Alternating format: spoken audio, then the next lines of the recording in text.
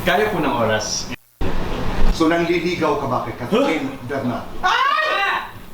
Yung meron po kami ni Kat ngayon dito is, I should say really deep. And since So nangliligaw ka ba kay Catherine Bernal?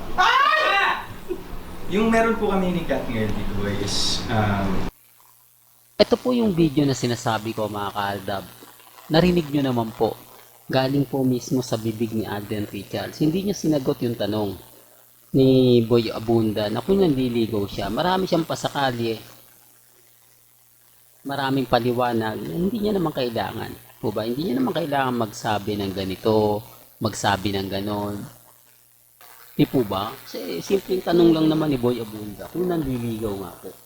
Si Alden kay Catherine, marami nag-react na hindi. Ba't hindi pa direct to the point? Bakit hindi nagawang tanungin ni Boy Abunda si Alden na hindi, wala nang paligoy-ligoy pa, yes or no lang? Hindi po ba? Hindi mo na kailangan magpaliwanag, hindi mo na kailangan kumbaga ipagtanggol yung ganito ganyan, hindi po ba? Kasi pwede namang sabihin mo, oo, hindi po ba? Pero bakit? May point na hindi na pressure, o ramdam mo na kumbaga yung tipong hindi niya napiga, hindi po ba? Gaya po ng mga ibang ini-interview niya na pinipressure niya na umamin ka na, hindi po ba? Yung tipong ganun. Pagdating kay Alden, iba eh. Pagdating kay Alden, yung tipong hinayaan niya lang na, sige, magsalita ka ng ganyan, sige, sabihin mo yung ganyan, sige, yan lang yung sabihin mo, hindi na kita ipipressure, hindi na kita pipilitin pa. Hindi po ba? Kaya nga sabi ko sa inyo, pinarinig ko po sa inyo yung tanong at yung sagot ni Alden Richards. Mahirap lang po talaga mag-react. Mahirap lang po talaga mag-komento. Kasi sinasabi ng Kat, hindi, yan na, maliwanag na sa sikat ng buwan na kumbaga umamin na si Alden. Wala eh, di po ba? Pinagpipilitan nila yan, umamin na raw po si Alden. Pinagpipilitan na yung sagot daw po ni Alden sa pagsabi na totoo, hindi po ba? Hindi man daw niya sinabing oo, pero yun daw po yung senaryo, yun daw po yung totoo, yun daw po yung kumbaga katotohanan, hindi po ba? Kaya sabi ko sa inyo, relax lang po ako eh, kampante, kasi alam naman po natin yung mga bagay-bagay na sinasabi ng iba, pinapaliwanag ng iba. Ang importante lang naman po, kung ano lang po yung mga naririnig ninyo. Sila naman po yung nagpapakalat ng maling impormasyon eh. Sila lang naman po yung nagsasabi na si ganto, si ganyan. Po ba? Ang importante lang po sa akin, maging updated po. Di po ba? Yun lang naman po yung mahalaga. Yun lang naman po yung lagi kong pinapaliwanag at lagi kong sinasabi.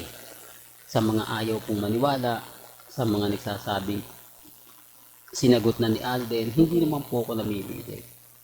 Pero dito ramdam nyo na hindi po talaga direktahang sinagot ni Alden Richards si Catherine.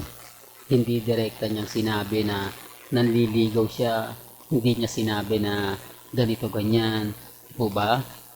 Hindi, para lang klaro, para lang po sa mga taong dumadaan at bumibisita po sa channel natin. Well, siyempre itutuloy natin tong video na to.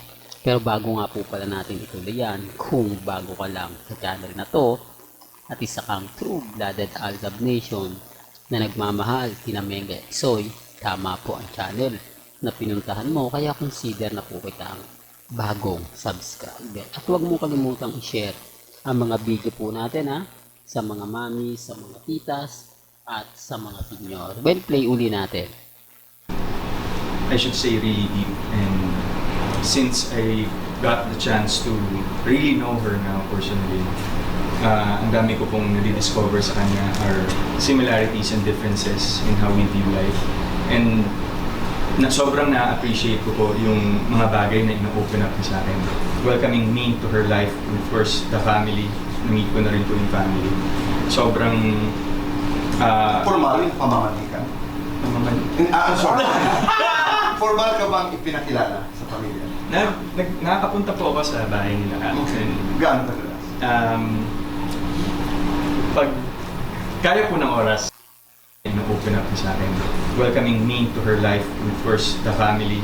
Na-meet ko na rin po yung family. Sobrang... Formal yung pamamanikan. Sorry. Formal ka bang ipinakilala sa pamilya?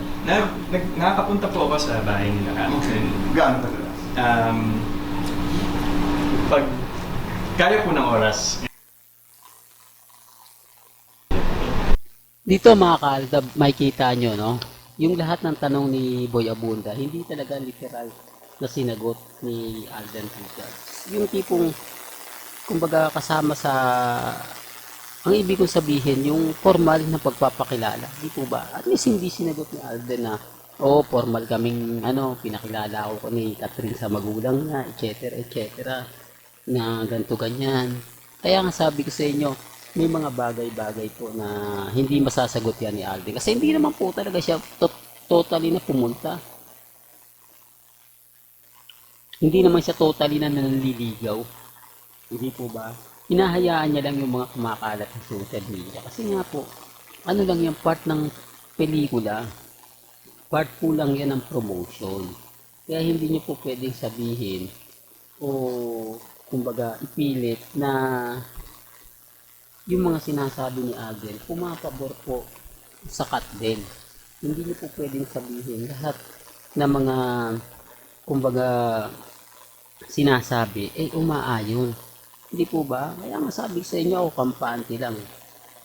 Ako relax lang. Hindi po ba? Kahit anong sabihin nila, kahit anong ipilit nila, okay lang po yan.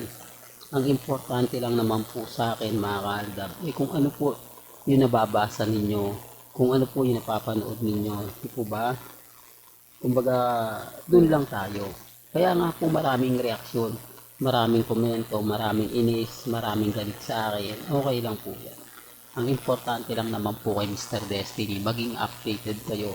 Dito maraming magre-react na hindi ka lang marunong umintindi yung mga sinasabi mo, Mr. Destiny. Kumbaga, walang katotohanan. Dito malinaw naman kung iintindihin mo yung sinasabi ni Alden Richards. Kung itatatak mo sa utak mo.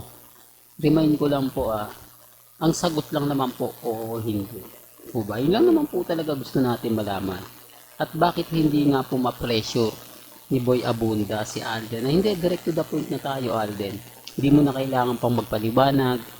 Hindi mo na kailangan pang ipilit yung ganito ganyan.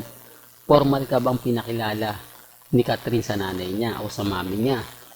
Nanliligaw ka ba talaga kay Catherine Bernardo? O hindi? Ganun lang kasimple. Pero wala Hindi po ba? Ibig sabihin lang po talaga niyan. Hindi po talaga siya nanliligaw. Hanggang dito na lang po ang ating latest updates. Kaya kung gusto niyo po ng pinaka-latest at sariwang update, abay tumutok lang po kayo dito po sa channel ni Mr. Destiny para updated po kayo sa mga latest at sa mga bagong video po na ilalabas po natin maya-maya lang. Hanggang sa muli, salamat po sa panonood at pakikinig.